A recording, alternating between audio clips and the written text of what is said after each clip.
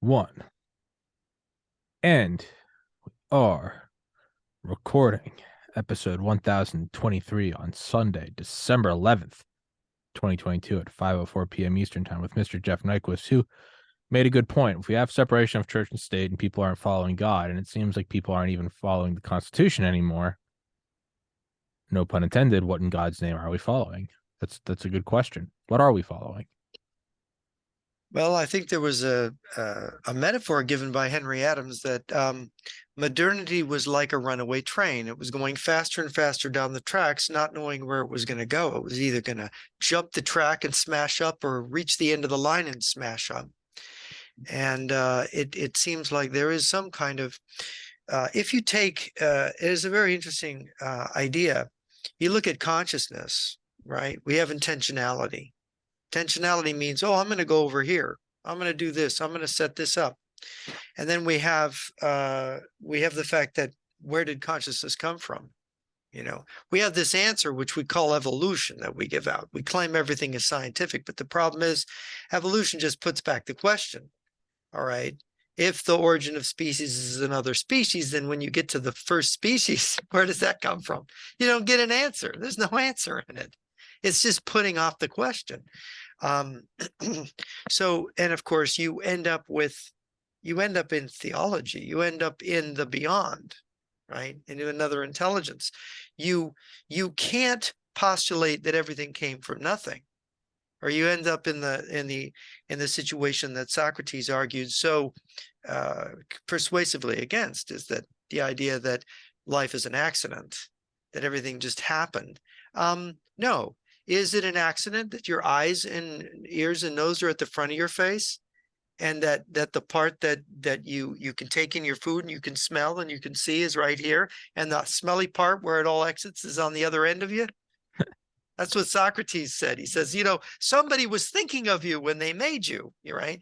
Everything is sort of, there's a design, there's an order in things. Look at the heavenly bodies. I mean, it's a peculiar fact of, I think we've touched on this before, that if gravity were not exactly what it was, if the speed of light and magnetism were not exactly what they were, there'd be no life in the universe, in the physical universe. There'd be no life. So wait a minute, everything was exactly calibrated. I think they call it the calibrated universe. Was calibrated so that beings could exist? Calibrated by whom? Right? By an intelligence beyond. So if there's order in the universe, and then you have the question of human order, right? Who should govern? How should society be structured and organized? Something people have talked about for years. And I think right now, because people don't even, you know, our politicians in our system seems to be, oh, we'll make money and we'll use publicity and we'll get power. But there's no, the idea of order is gone. The only idea is do whatever you want. If you're a little boy and you want to be a little girl, you know, we'll groom you to be the opposite sex. Or we'll persuade you that you're a little girl who wants to be a little boy, and we'll make sure that you've got it right, and we'll change your sex if we have to. This, to me and to many people, this seems a bit confused. Because we don't ask fundamental questions about identity, who we are and where we came from, and we have this idea of being an accident, we have this idea of evolution, it's very easy for us to not identify ourselves as, oh, I guess I'm a man because I was born a man, and there is such thing as men and women, and there's not 65 sexes. See, once you start saying everything's an accident, you start confusing yourself, you start moving toward disorder. And my thesis is that when we talk about the Constitution or belief in God, we are moving away from anything that constitutes order. We're moving towards chaos. We're moving towards disorder. And we're moving towards, gee, you know, I'm not sure I'm a human being. I want to have an operation to be a chicken. Right? Or maybe I don't like the way God arranged my face. I want my mouth up here, and I want my nose down here, and I want my eyes right in the middle. I think that makes more sense. And I'm really angry at those people who are against me doing this to myself, right? I mean, what would we say about someone who did that?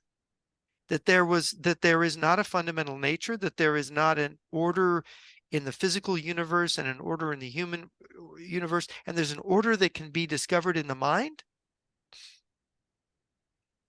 So what will we not try to rearrange?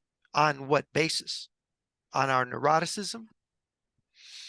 And so if you look out today, we have all these isms, right? I mean, you can't, Freudianism, you've got historicism, you've got Leninism, you've got capitalism, you've got liberalism, you've got all these isms. And these things only came about in the 19th century. I think from 1810 they started. You started getting these isms, right? You go back to ancient Greece and there's no optimists or pessimists. There's no optimism or pessimism. They don't have a discussion. Ancient philosophers don't discuss that, right? These isms, they don't exist. There's philosophy and philosophizing and trying to figure out, well, where did we come from and what is death, right? What happens when we die? We talked about death before. And but we don't have any of these fundamental questions now. It's as if we're living in a here and now that's cut off from all history, from all previous existence. We only exist now. There is no past. There is no order. And whatever comes into our dissociated neurotic minds, whatever obsession, whatever insanity, it's as if, and I want to say this, it's as if we're going mad, as if we're going insane. And if you listen to what Putin is saying, or Xi is saying, or Biden is saying, or anybody in the political spectrum is saying, is it not sound a little more crazy year to year than the year before? Does it? Or are we just being pulled along into the craziness?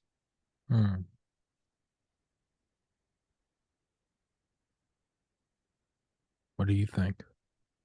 I think we are becoming progressively mad. I try to wrestle with this. I try to think, is this, you look around, you say someone in Brazil, I talked to a guy, a Brazilian journalist, about all the events in Brazil. They've got the riots in Brazil and all this stuff is going on. And he said to me, he said, people in Brazil don't want to learn any philosophy. They want to be oriented. They don't want to talk about the meaning of things or where things should be headed. Things are bad and they just want a solution in the moment to make their life a little easier. It's what's expedient right now, rather than the big picture, trying to say, wait a minute, how did we get here? Where are we going? Is this the right direction? Maybe we need a little more suffering before things will get better, which is more and more what I think, is that things are going to get worse before they can get better. The problem is they're going to get worse and worse as long as we're headed in this direction of insanity. And part of the insanity, there's all kinds of dimensions of this insanity, but the isms are part of those dimensions of insanity. Because what is an ism? And why are there so many of them? There's like a different ism for every person. And not even the same ism is understood in the same way by the same person, right? They're liberals. Their liberalism is not the same as those people over there. Their communism is not the same as those people over here. So they're all what? They're fighting. They're all like a bunch of madmen shooting at each other from bell towers, more and more. So you look at Putin.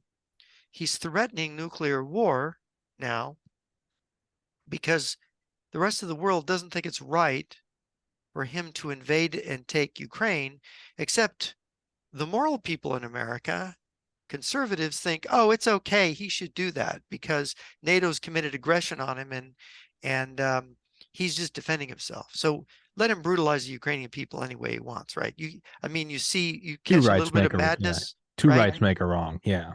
Well, there's all kinds of madness from either side. It's like, wait a minute, hold on, wait a minute.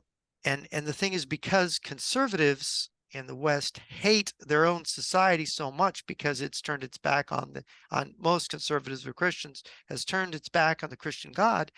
They're kind of hoping for the end of the world, for Christ to return, for the apocalypse, for everything. And they look at everything that Biden does. So Biden supports Ukraine, which I don't think he really does. Biden supports Ukraine. So Ukraine must be bad. So therefore, it's just as brain dead as Orange Man bad. Yeah. It really is, but no one Yeah. can see that because, of course, the Democrats are wrong. And it's like the fact that no, it requires the same absence of thought. We're back in Ukraine. Biden's in office. It's bad. Mhm. There's no Yeah. thought. Ukraine is corrupt. Okay, yes, Ukraine is corrupt, but America's corrupt. Yeah, yeah. What? They've done evil. They've done evil. So guess what? So Putin gets to spank them, even though Putin's corrupt. And he's so corrupt that his own military procurement system has cheated his own soldiers out of everything they need to be able to fight a war. Whereas at least the Ukrainians do not have a corrupt military system. They're actually There, able to fight. there is something hilarious about like I was thinking about this yesterday. If Reagan came back from like the dead, and all the Republicans were like, "Oh, finally a leader," and he would sit down and be like, "How come you guys aren't cheering on us fighting Russia?" And it'd be like, "Wait, what?" And like, Well, of course, but here's the problem. We're not fighting Russia.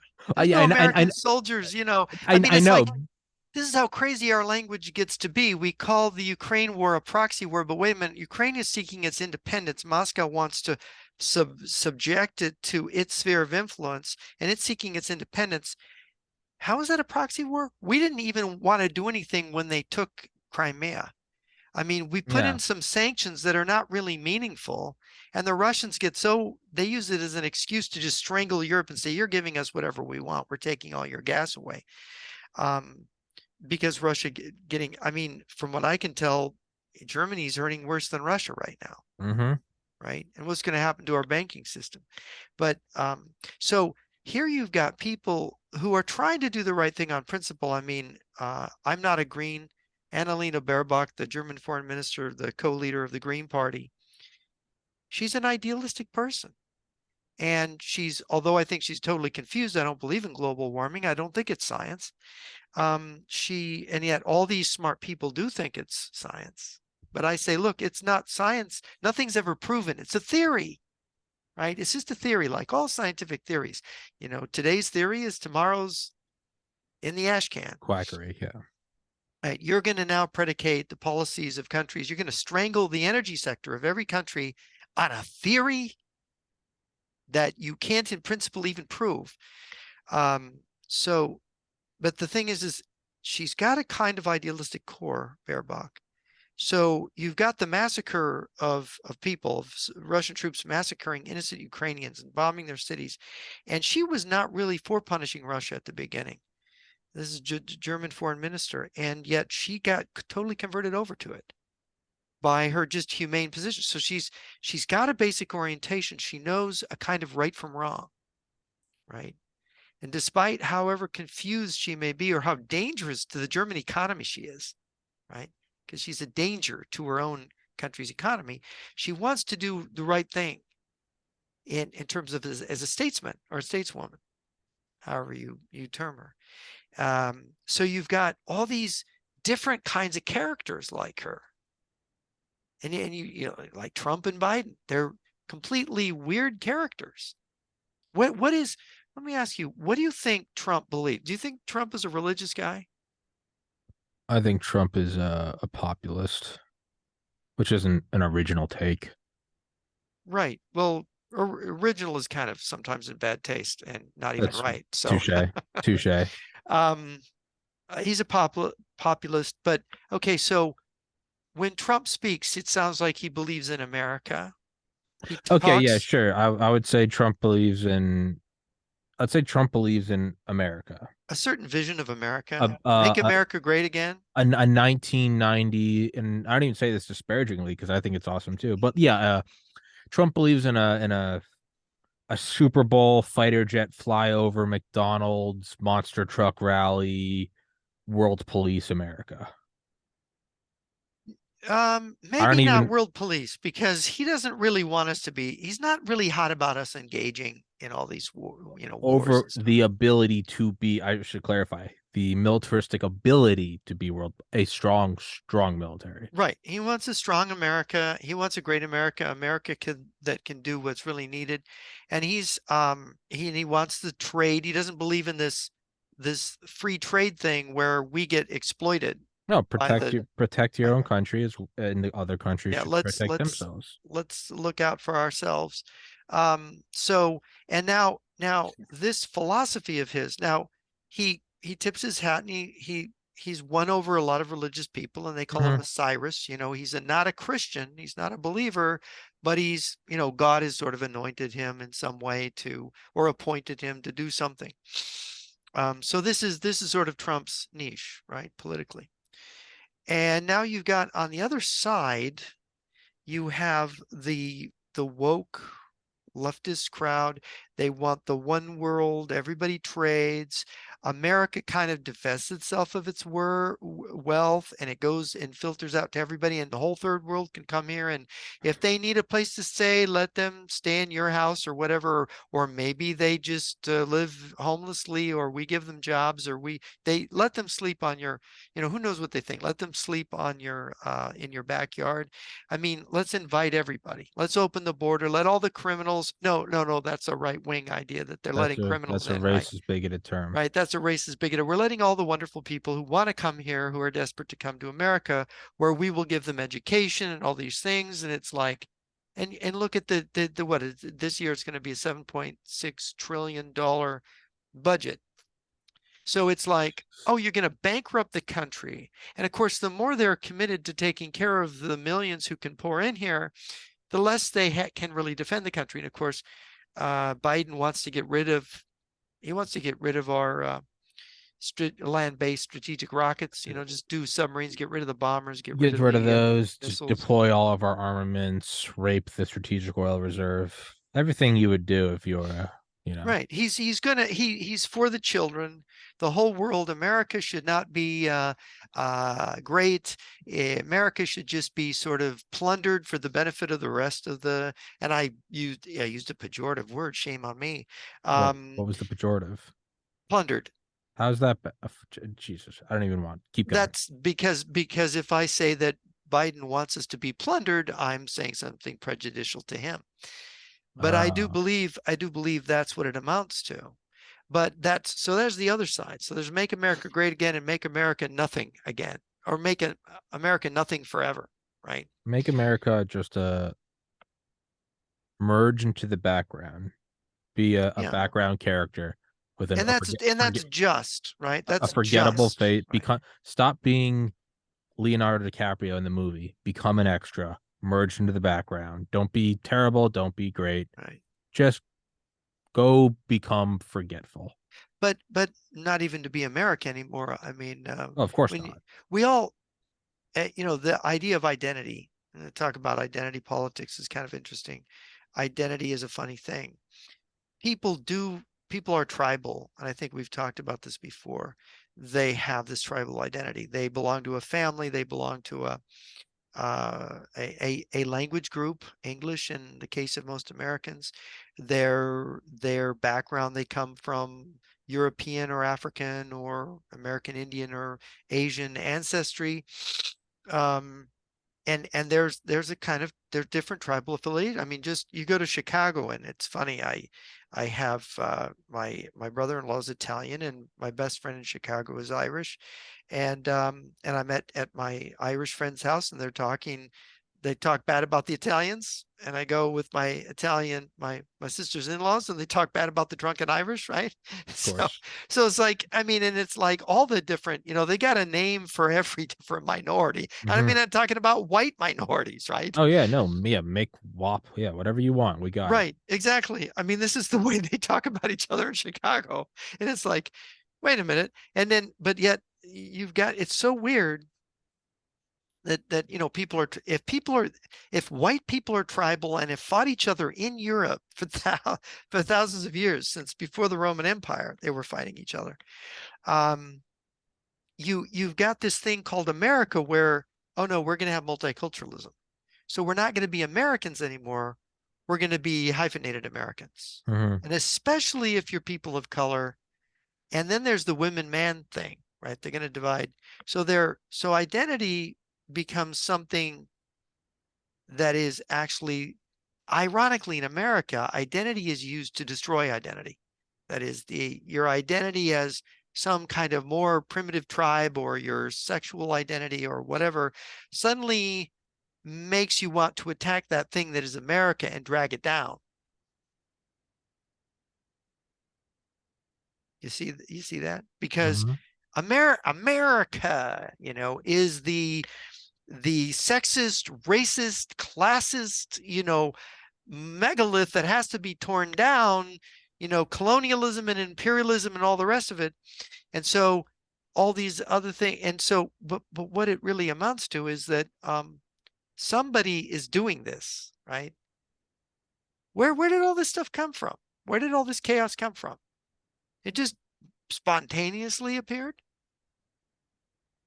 I don't know about you, Jeff, but I think as soon as we get rid of America, China can usher in world peace. I'm Yeah. excited about that because nature abhors a vacuum, and they're the next biggest military power and the next biggest economy, and they have the most people. So by default, when we're gone, rationally, they will arise. And I can say without any inkling of sarcasm or cognitive dissonance that the world China will bring in will be so much better than the imperfect but world we have today with America, right? That's because that's what you rationally have to believe. Well, you've You, just found the solution through cui bono. Who benefits from this? Who benefits from the chaos, from Americans dragging their own country down, cutting up their children to change their sexual identity at the age of 5, not believing in anything, tearing apart their own constitution, fighting each other? a, a, It's all a to the country benefit of will China. a country will rise and bring peace that requires that Disney remove the black people from their billboards in order to erect them in Shanghai. That's the country that will bring the peace. Of course, China will never erect the black people in billboards in Shanghai, will they? Well, no, they will. That's why. That's why they wouldn't allow Disney to tap into their market for their casting of Mulan, because Mulan was going to use I think a girl from Tibet. That's the Oh, 2 million Uyghurs in concentration camps. and the Tibetans have been stomped and trampled since the 1950s. What do you think is coming? I Hmm. mean, I'd almost respect it more. I mean, they're demons from hell, but I'd almost respect it more if they're just like, yeah, I just fucking hate this country and want to see a communist dictatorship. I'd be like, thank you for your honesty. Like, Yeah, you there you piece of go. shit, go burn in hell, but thank you for your honesty. It's Yeah. even worse when it's the people just who I don't even think it's that they've looked at China, entertained it, and used cognitive dissonance to not approach or not address it. I think it's people who just haven't even gone step 2, who've gone step 1, get rid of America.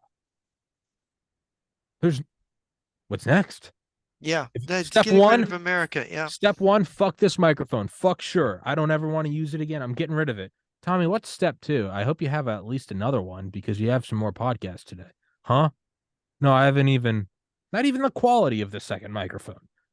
Have you even addressed that there needs to be a second microphone? Well, no. And the podcasts have to continue. Well, yeah, it's my job. So where are we going?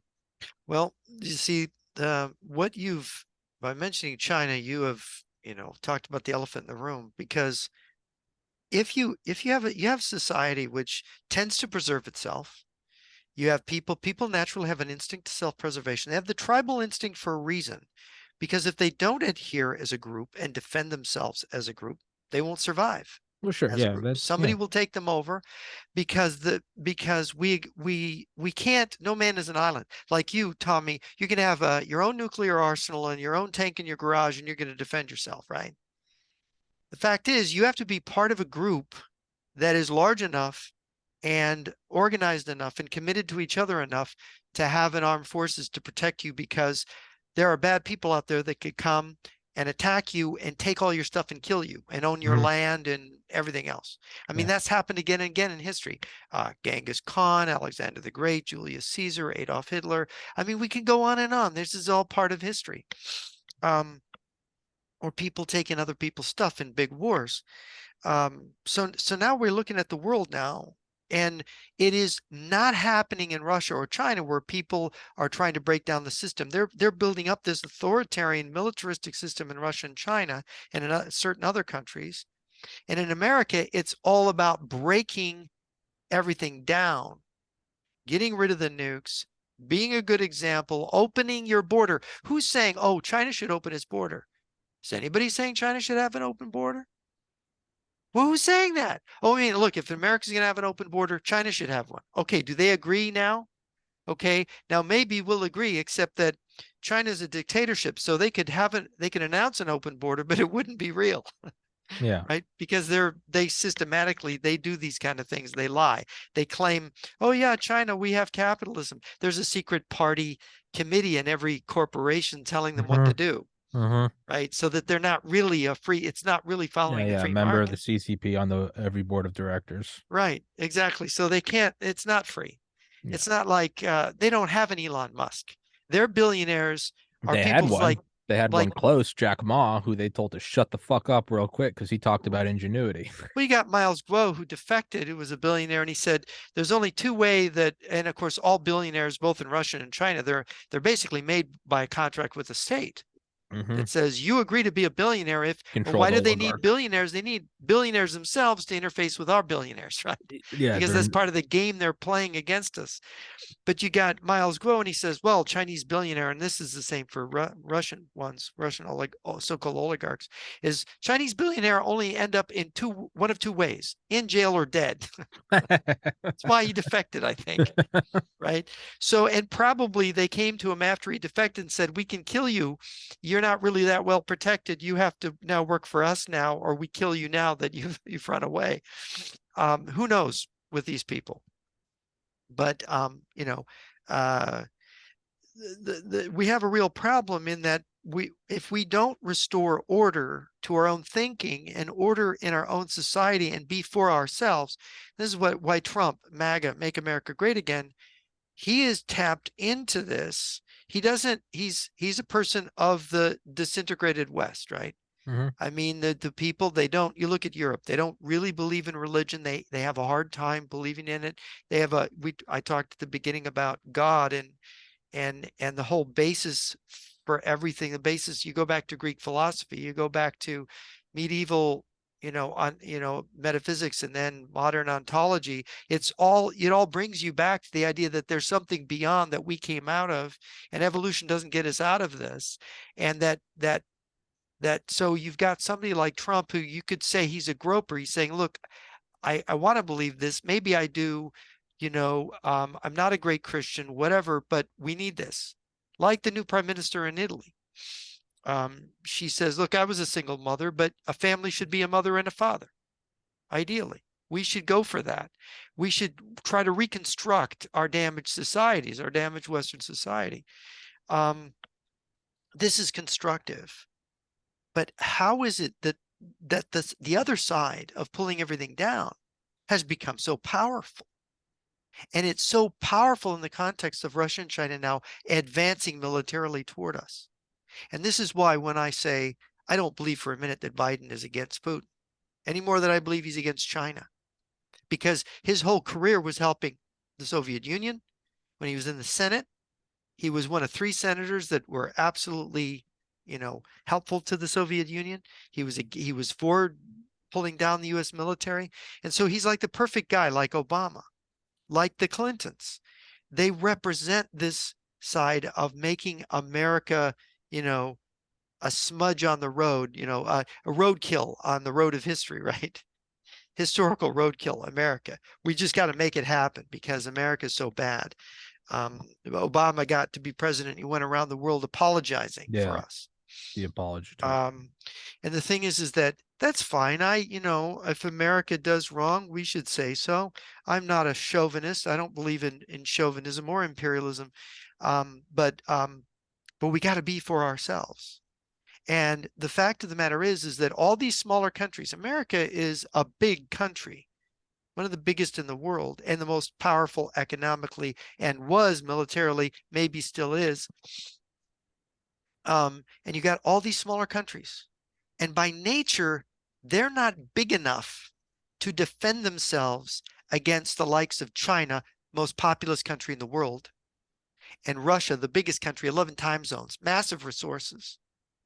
And you know those countries, thank God, the Russian army has proved to be a dud, because if they didn't, they could go straight to Spain, all the way through Europe.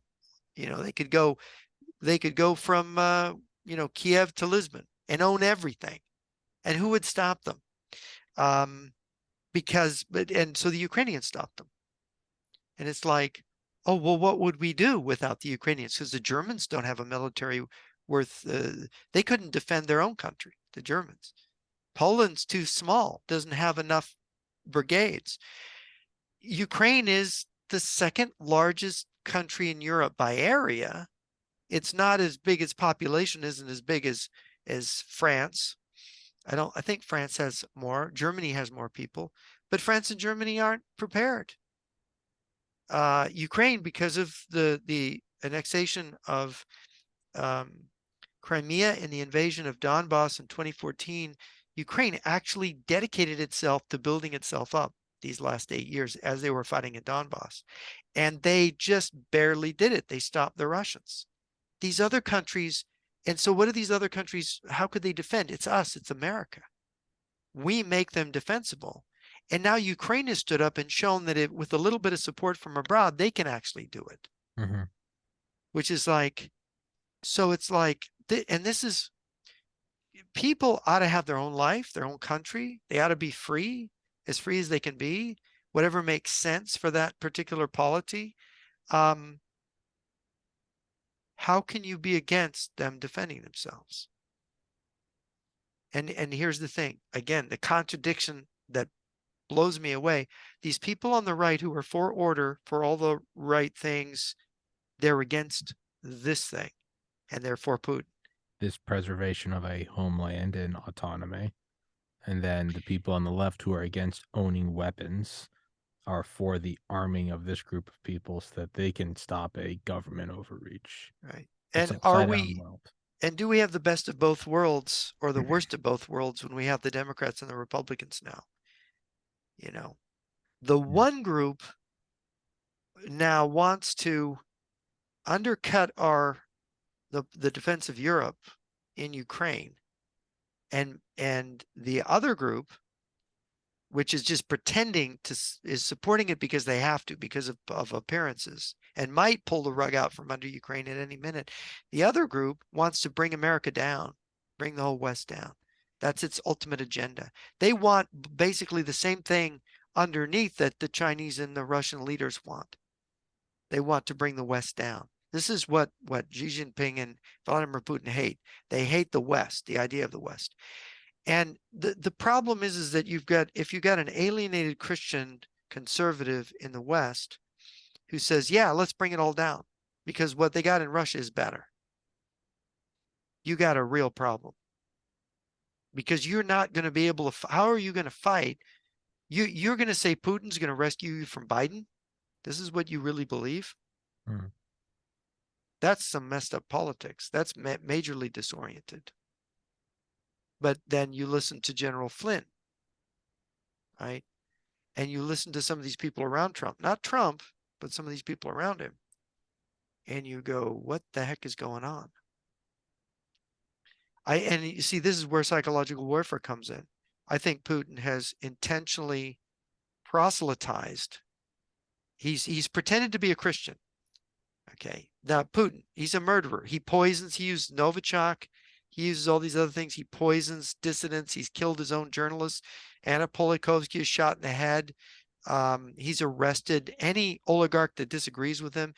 Some of these businessmen have been murdered. There's a book called From Russia with Blood about all the murders Putin has ordered in Great Britain. It's incredible, the number of people that they've murdered. So this murderer, he's a Christian. right? He wants to make a Christian country. He's your friend. He likes conservatism, because all he has to do is stand up and say, "Oh, I don't like homosexuality. I don't want it in Russia." You know, and I'm an Orthodox Christian. It's like, and you believe him. This former KGB officers lie. You know how you know they're lying? The old joke. Their lips are moving. Mm-hmm. So you're going to believe anything he says? I understand why you don't believe Mr. Biden or Mr. Scholz or Mr. Macron in France. I understand why you don't believe those people. But you're going to believe that guy? That Weasley KGB officer who spent his time in Germany organizing networks to undermine the German government? That guy is who's still part of this. He wants to take over still. He's allied with that little fat rocket boy in North Korea. He's aligned with China. He's getting weapons. North Korea is providing him with artillery shells right now. And mortar shells are coming from China, and he's got rockets coming from Iran. I guess that's Putin's fan club. Three of the worst regimes in the world are backing his war. And he's for free. He's a Christian for freedom. Do you think that the communists in North Korea and China would be backing him if he was really a Christian? And why is Russia helping Nicaragua and Cuba and Venezuela and every communist regime in Africa? Why is Russia aligned in helping them? Oh, I think he's still a communist. I'd venture to say that. But you're not supposed to say so, because that would make you not correct in polite society. That would make you the skunk at the garden party. Because at the garden party, all these policy wonks say, "Oh, well, you know, China's really our problem now, so we have to make Russia our new ally. We have to play the Russia card." As if Russia were a card in a card game that you could just, "Oh, let's pull Russia out of the deck. Oh, yeah, here's the Russia card. Here, we're good. We want to play that. Putin, you don't get to attack Ukraine because we're playing the Russia card. You don't get to be our enemy anymore."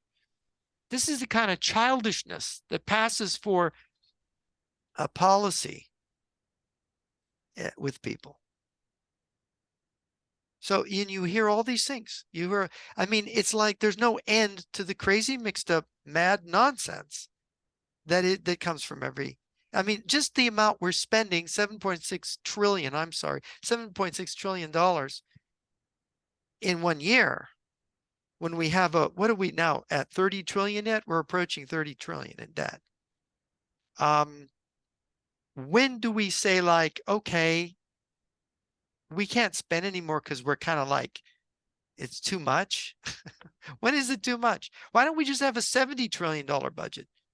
Of course, you would flatline the economy. Maybe that's the idea. But if you flatline the economy, it's like in your Joe Biden, how do you keep from maybe being shot or hanged? Well, maybe you wanted to be a dictator. Well, you'd be a pretty mad dictator, wouldn't you? Because how do you impose a dictatorship on a country that so many people are armed?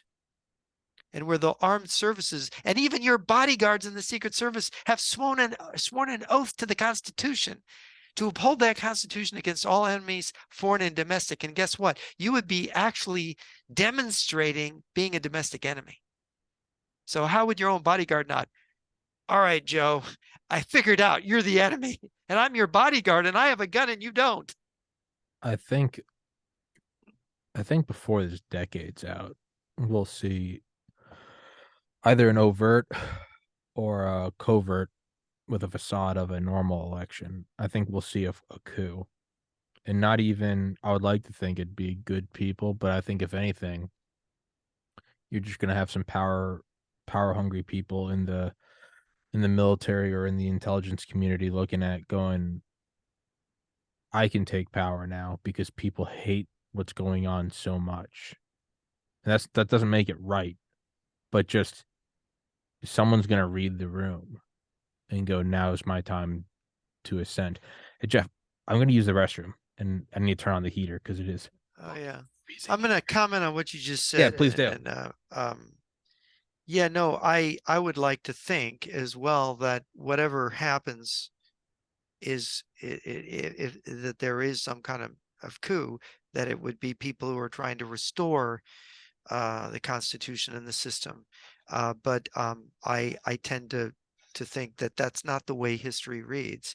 When you have these kind of things happen, generally it is opportunistic people who, as you say, read the room and come back. And that is exactly right.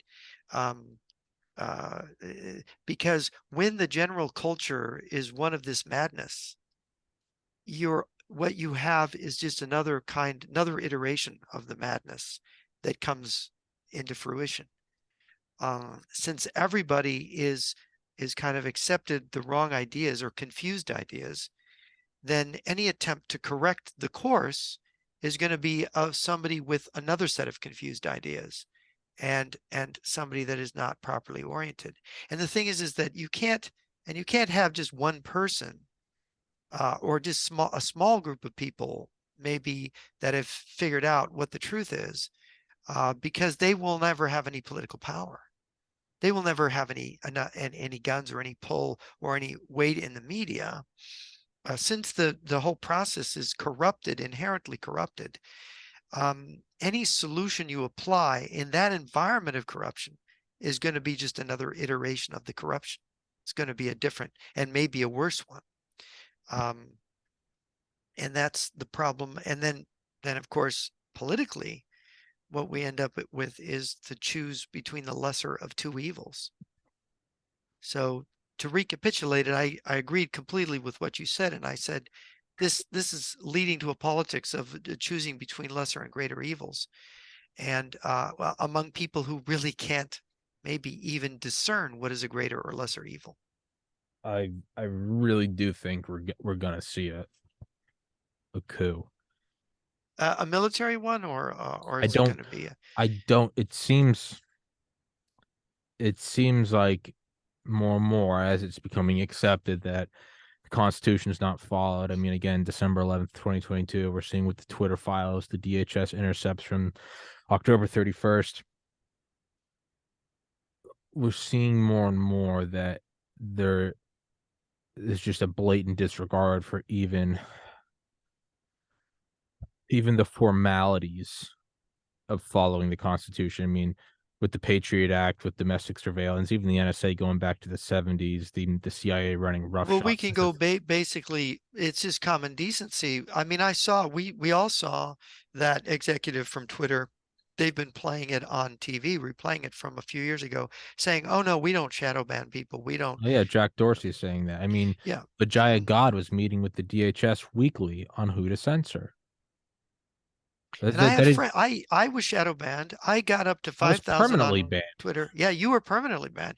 And this is no bad issue. It's merely you expressing your opinion. You are just a private person using your freedom of speech. And it turns out that there's collusion here with the Democratic Party that's controlling the government that wants to muzzle you. All of which is fine if it was a private company. And I argued that up until the leaks. Even though I suspected the government was involved, I had no evidence. So I had to conclude that they're a private company. And I said, as much as I fucking hate them, you're a private company. And like Blockbuster is free to go out of business, you are free to censor people until there's a better alternative. However, we are now seeing that it is not a private company, that this is a direct arm of the US government. And the first thing they do is go after political opponents. And then Or like is it a direct arm of the Democratic Party? well, who controls the US government? It's Right. clearly Right. the Democratic Party. Yeah. I think what you're going to see, and it might be a worse person than Biden, you're going to see someone come out and go, they're raping your country. They're forcing vaccinations. They have dissolved any sort of a border. They are emptying out, provably, any armament stockpile and strategic oil stockpile. Mhm. These people are, and even if they're lying, they go, they are clearly acting as agents of China or Russia. It won't even necessarily be a coup when the vast majority of people agree with them. Well, it Or could just be a kind of uprising I think where you'll see that, large and numbers of people go out into the streets. I think you're gonna see some fucking former CIA or some 4-star general or someone who served, and it's gonna be and they're just going to take it. But they're going to say the elections are rigged. No, all the machines go down on election day, Well, and you're don't you going to think the CIA, unfortunately, in the Justice Department, a lot of these probably institutions in on it. are controlled by the Democratic Party and part of Well, no, this? no, And precisely. But where you're going to have, and you might still have that, right, but you're going to have someone in there going. Now it comes back to just basic human self-preservation. You're going to have someone going.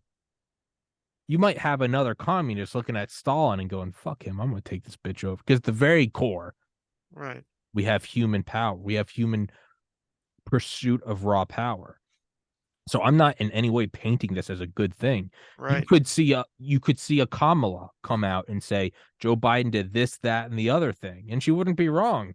She might lead a successful coup against him. I'm not saying any of this is right. I'm just Well, saying this just I think happened in it's Peru. The vice president in this has happened in Peru, human history. the vice president in Peru just overthrew President Castillo together with the legislature. She's I now the president. I think it's probable. I'm not saying it's good or just. It's bad because once you've opened the window to that, now we've just completely dropped the Constitution and it will be a military junta. But I do think that there will be I don't see it going quietly into that good night. I think there will be a last gasp, but it might be successful and it might just hasten the demise.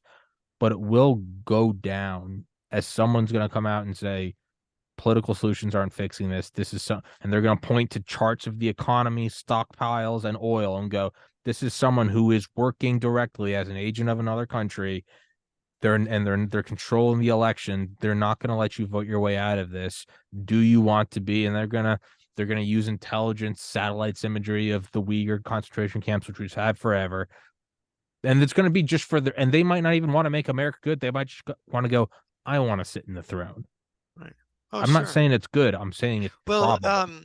well, let me ask you. That's a very interesting idea. Do you think that that would mean a civil war? I mean, isn't the country so divided that you couldn't just simply somebody from one side or the other couldn't just simply say, "I'm taking the government" without people arming themselves on both sides? Wouldn't I that? think it would probably be an ex-military person, and I think the vast majority of people will still take the path of least resistance, and they would much rather just sit on Twitter and be like, "This is a fucking right-wing coup," rather than actually take up Let arms. me describe a country for you.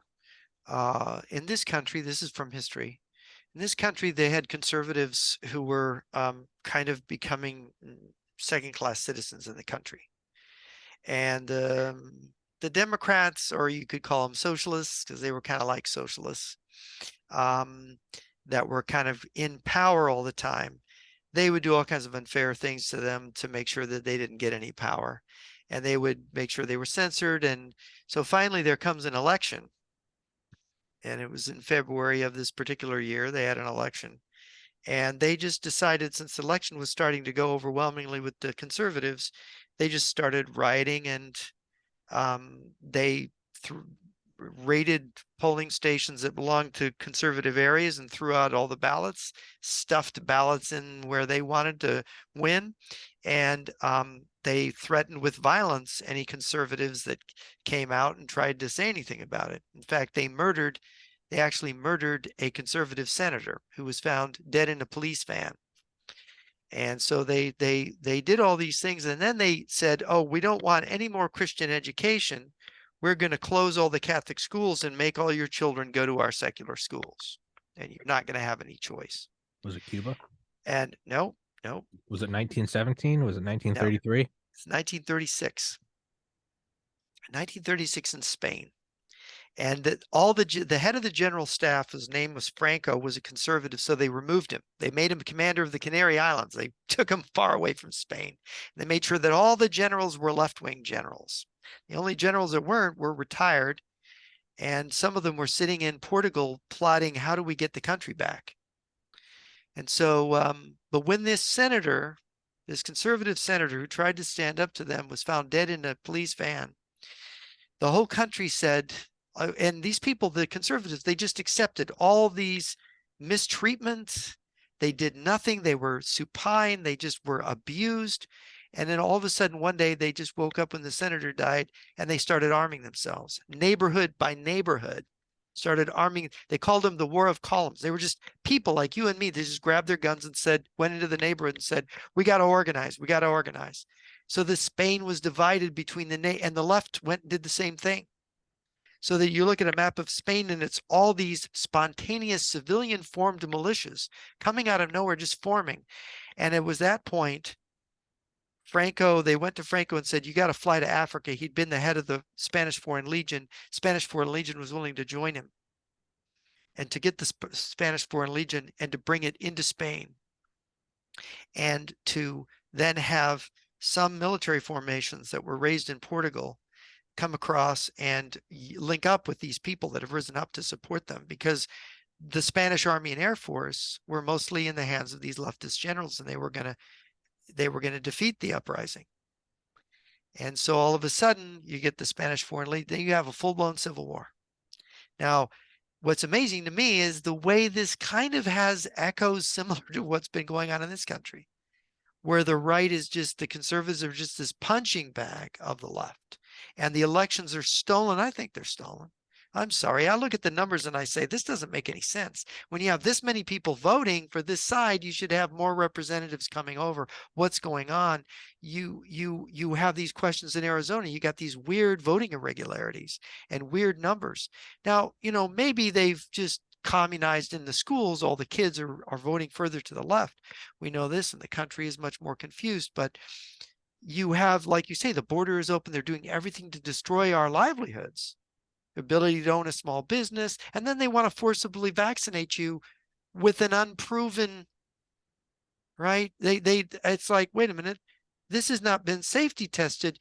You want to give it to everybody in the country and it's not safety tested? If there's something wrong and maybe a certain percentage of people become ill from it, if you're injecting everybody, what you could make a quarter of the country disabled if you've made a mistake with this thing, right? Or it could be worse if the vaccine turns out to cause cancer or something in everybody that takes it. So 20 years from now, everybody who's vaccinated starts coming down with cancer. I mean, what are you doing? Where is this? As you talk about the madness of it. So it's natural to think, like you say, that people would revolt at some point. And where would that take us? In the Spanish Civil War, they got Franco. And we know the Spanish Civil War, they don't talk about the atrocities that the left did. And the Stalin came in and supported the left in the Spanish Civil War, and the number of people that were killed and murdered and the atrocities. There were atrocities on both sides. Franco's side committed atrocities. Phalanges committed atrocities. Right-wingers committed atrocities. That's civil war, by the way. This is the way modern civil wars work now. It's not like you got Lee and Grant and you've got the chivalry of Grant saying, let all the soldiers take their horses home with them, right? Yeah. You've got something much worse. And it is all something to be feared.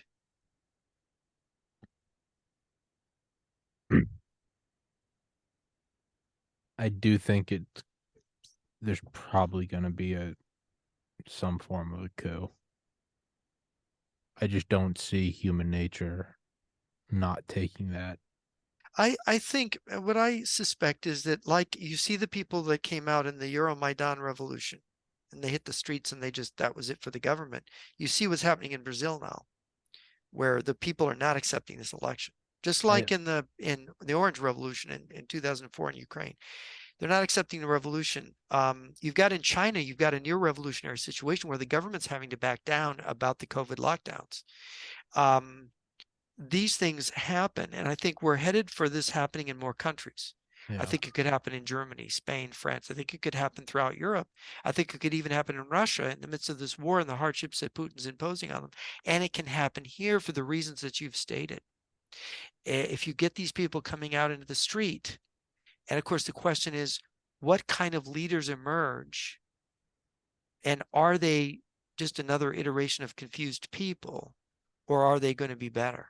You might in the fire forge some leaders. Maybe you could. You could. I mean, America maybe has more. Maybe America has a few advantages left culturally, but who knows? It's hard to evaluate. We have we also have the problem that the seriously religious people in the country tend to be very denominationally fixed.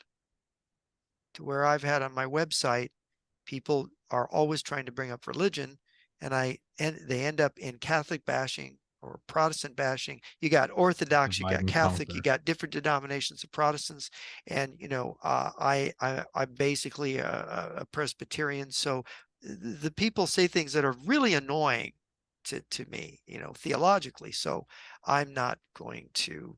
What do I do? It's like, this is really annoying. It's like, this is for everybody. This is a non-denominational site. This is not for people promoting it. This is the problem you have, is that people who seriously believe in God, many of them have too many particular things that make everybody else the bad guy. Mm-hmm. So we can't go refight the wars of religion. We have to be united. And that's the problem with the right. The right is not united. And that's not just about religion. It's also about the political ideas of the right. And, you had, at least in a country like Spain, everybody who was religious was Catholic, Yeah. basically. So that was easy, right? But here in America, we cannot use religion as a basis to unify ourselves, because we're not religiously unified. It's impossible. It's not a politically practical solution. And if anybody tried it, you'd end up with some kind of really nasty dictatorship situation. And of course, going back to the Constitution, when look at the judiciary and the Justice Department, we haven't trained. Who has been trained? This will shock you, and then we'll probably have to wrap up. I remember I was in graduate school at the 200th, the bicentenary of the Constitution, and they offered a class which was taught by two professors on the Constitution. Two people signed up for the class, and it was considered, if you signed up for that class, your name was, because you were signing up for this, a class on the Constitution, and the Constitution is a nothing in the leftist, this is back in 1987, 88. The Constitution is a big nothing burger. So you're not, so it was me, the only graduate student that went to the seminar, and my brother, who was a senior, who was a college senior. So it was me and my brother were the only people that would go to this thing. So there was, my brother and I were the students, and we had two professors. It was a great class. Yeah. 4 people. Oh yeah. But this is, you think about this is 35 years ago in one of our universities, in the University of California at Irvine. And I remember it was Professor Bernie Grofman did a great job. He did. He was a wonderful guy, wonderful professor. And but it's like all these leftists who were taking over the university at the time, who own it now. What do you think it is now? You've been to the university. You know what is going on there. Political correctness. So just think about that. How are we going to keep the Constitution when it's been 35 years, it's been disrespected in our highest institutions of learning? I think you'll go so far in one direction that there will be a snap back into the other direction, and it might not be peaceful. Yeah, That's a sad thing to think about. it's logical.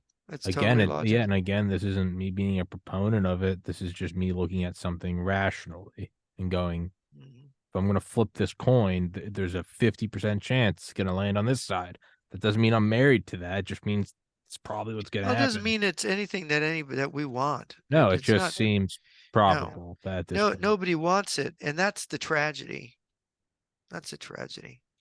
Yeah, but Jeff, for now we got to wrap this one up because I do have another guest. But we will resume, and I'll text you this episode when it's up tonight, and we will schedule our next one. And I look forward to chatting with you, man. It's always a pleasure. Okay, Tommy. Thank you very much. Guys, go check out his books, his Twitter, his website. All that stuff will be in the description. Nyquist.blog.